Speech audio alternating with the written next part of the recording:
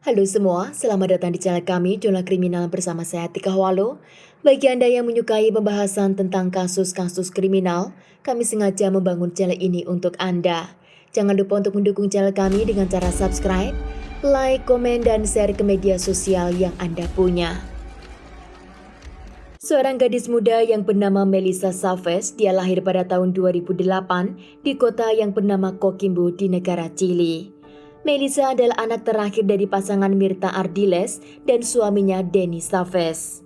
Pasangan itu menikah selama lebih dari 8 tahun dan telah memiliki 3 orang anak, namun setelah kelahiran Melissa, mereka memutuskan untuk berpisah dan Melissa saat itu dirawat oleh ibu kandungnya.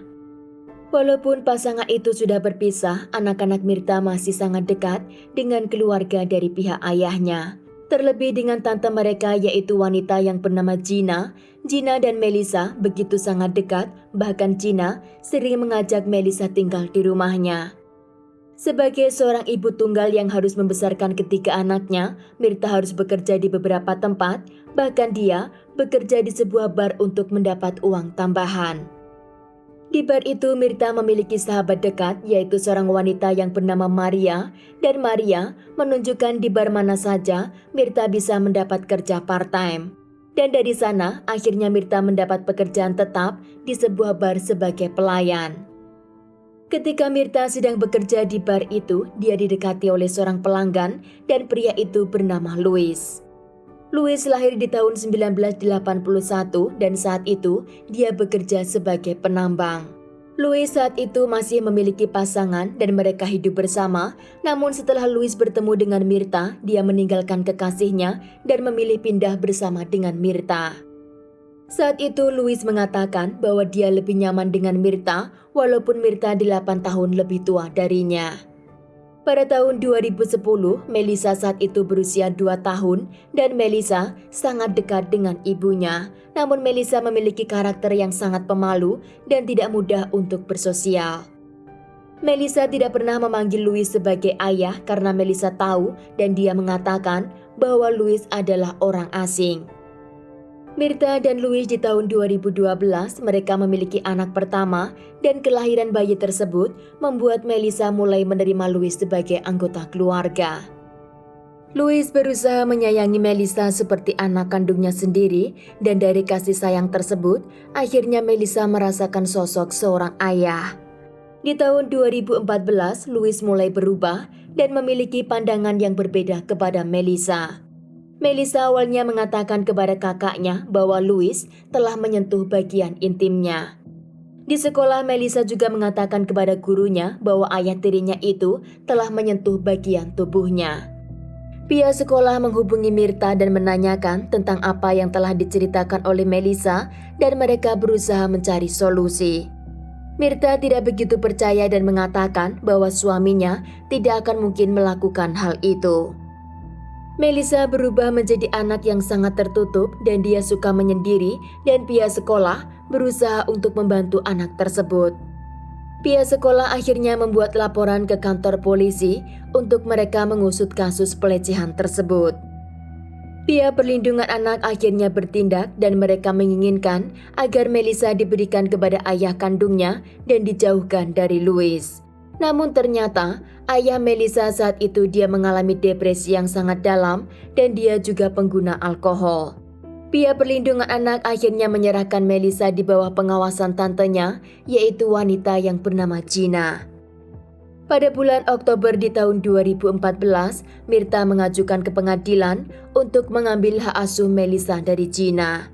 Pihak pengadilan akan mengembalikan Melissa ke rumah Mirta jika dia sudah berpisah dari Luis. Saat itu Mirta mengatakan bahwa dia telah meninggalkan Luis dan Luis sudah tidak lagi tinggal di rumah tersebut.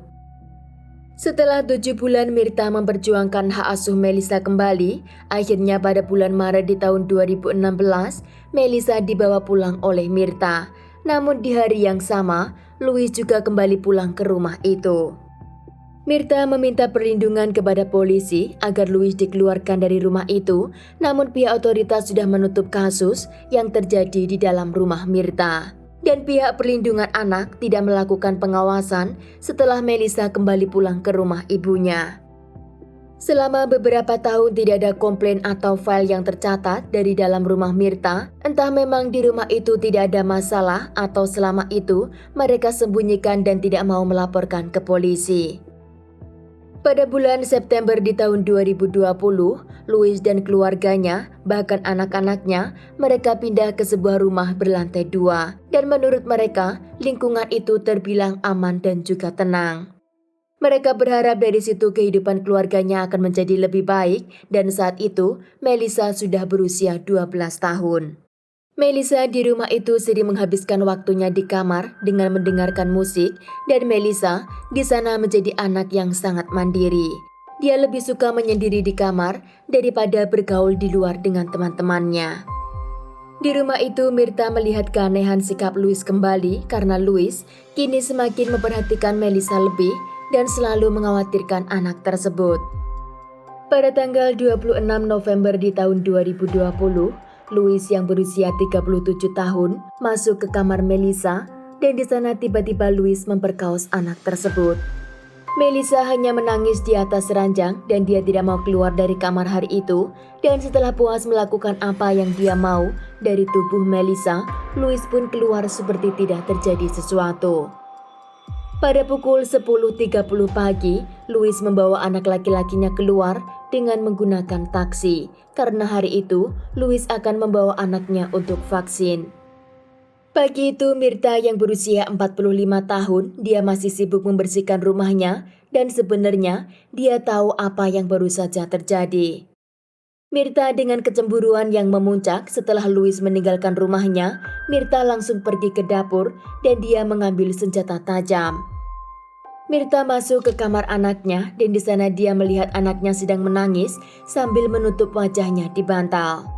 Tiba-tiba Mirta menyerang Melissa selama lebih dari 10 menit dengan benda yang ada di tangannya. Melihat Melissa menangis tidak berdaya, akhirnya Melissa jatuh ke lantai dan Mirta menunggu anaknya itu hingga benar-benar kehabisan cairan merah.